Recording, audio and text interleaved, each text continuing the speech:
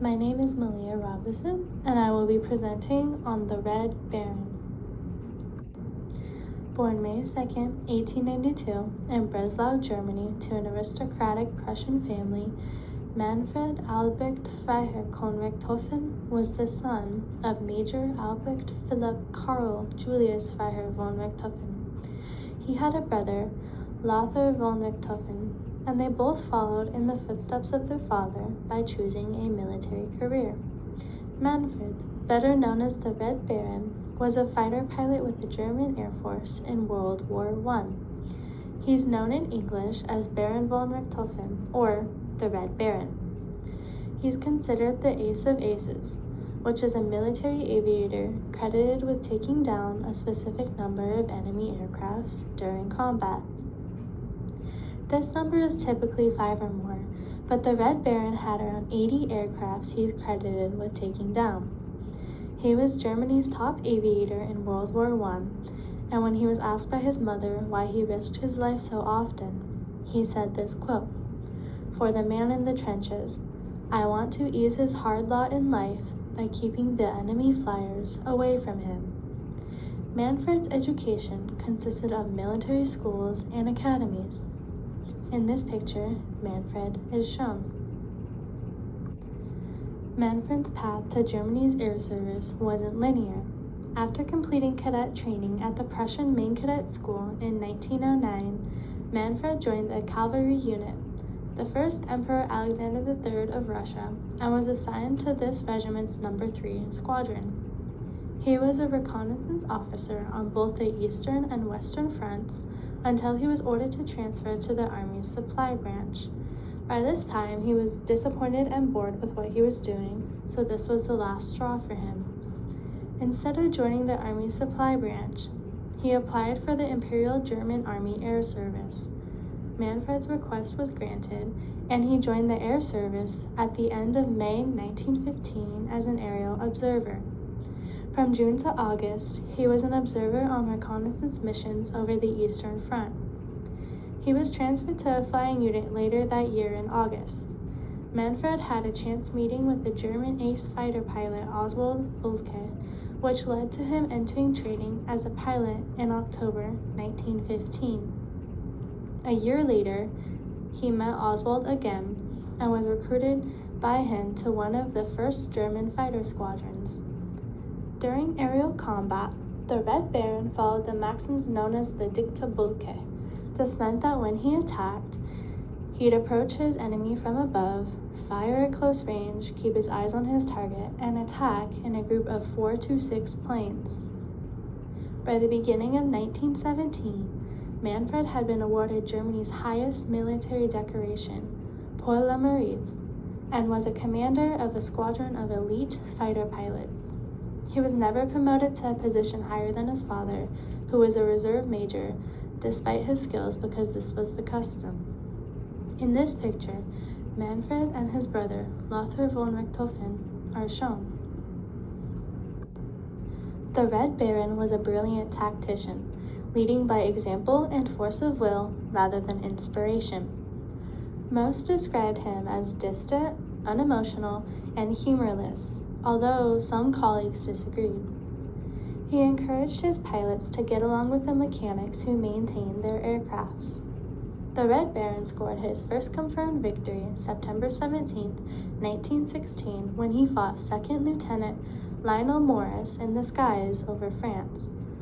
After his victory, he reached out to a jeweler where he had a silver cup commission that had the date and type of enemy aircraft he'd taken down. He did this up until he had 60 cups, after which he could no longer order them because of the silver supply shortage. The Red Baron shot down his most famous adversary, British ace Major Leno Hawker, November 23, 1916. After this victory, he felt he needed an aircraft with more agility and switched to the Albatros D3 in January of 1917. He switched to the Albatros D2 after he received damage. He flew the plane he's most associated with, the Fokker DR-1 tripplane, from late August 1917. Even though he's most commonly associated with this one, he only had 19 of his 80 kills in it. The plane that was painted red was the Albatross State 3, which was where the Red Baron earned his name and reputation. Manfred had his Albatross plane painted red after he became a squadron commander in 1917. Members of his squadron also began to paint some of their aircrafts red as well, and having a decorated aircraft became normal throughout the Air Force. German commanders permitted this practice, and German propaganda made a big deal out of it, referring to Manfred as the Red Fighter Pilot. The Red Baron led his squadron to unparalleled success, reaching its height during Bloody April in 1917. He shot down 22 British aircrafts alone and raised his official tally to 52. He became the commander of the first of the new larger fighter wing formations, which were highly mobile combined tactical units that could move at short notice to different parts of the front as required.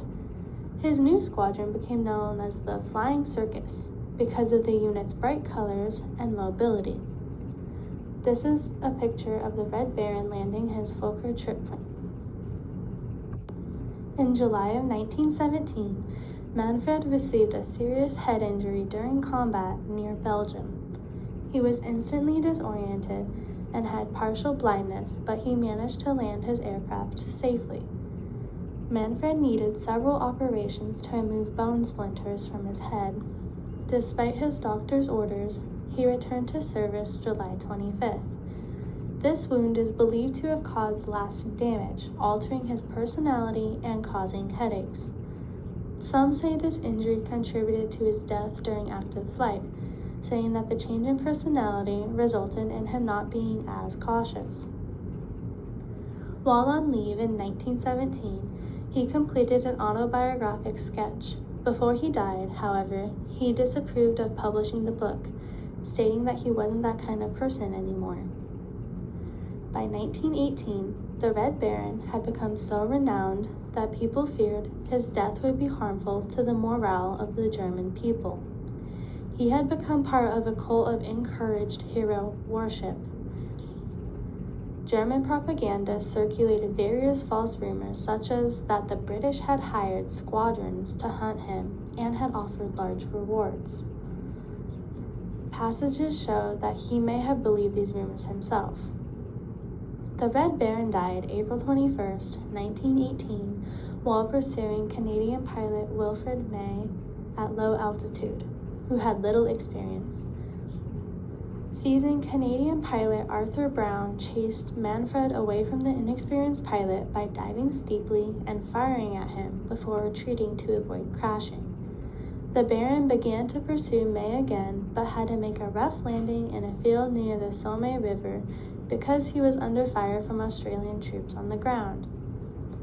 These same troops approached his grounded plane quickly and may or may not have heard his last words before they dismantled his plane for souvenirs. Manfred's body was transported to an Austrian Flying Corps hangar in Poulainville, where it was washed and examined by medical officers. After viewing his body, the most plausible conclusion of his death was that a single bullet passed through his right lung and chest before exiting through his left chest. Before his plane was dismantled, some believe that a single bullet hole on the right side of the cockpit lined up with his chest entry and exit wounds. The Red Baron was buried April 22nd in a village churchyard near Amiens, France, after a military funeral conducted by Commonwealth forces. Despite many Australian soldiers claiming to have caused his death, no soldier has ever received decoration for it. At the time of his death, the Red Baron had downed 80 planes and was the leading air ace of World War I, followed by René Fonck of France, who had 75 kills, and Billy Bishop of Canada, who had 72. This is a picture of the burial of the Red Baron. The Red Baron remains one of the most widely known fighter pilots of all time, and has been the subject of many books, films, and other media. He's typically depicted with his Red Baron nickname and his red full coat plane. Manfred never married and had no children to succeed him, but his skills as a fighter pilot led to his legacy of becoming a national hero in Germany and being widely respected by his enemies. While there is debate around the cause of his death and whether he truly had 80 victories, his renown is unquestionable because he's been the subject of so much media and literature over the years. This is a picture of one of the ways the Red Baron is depicted in the media.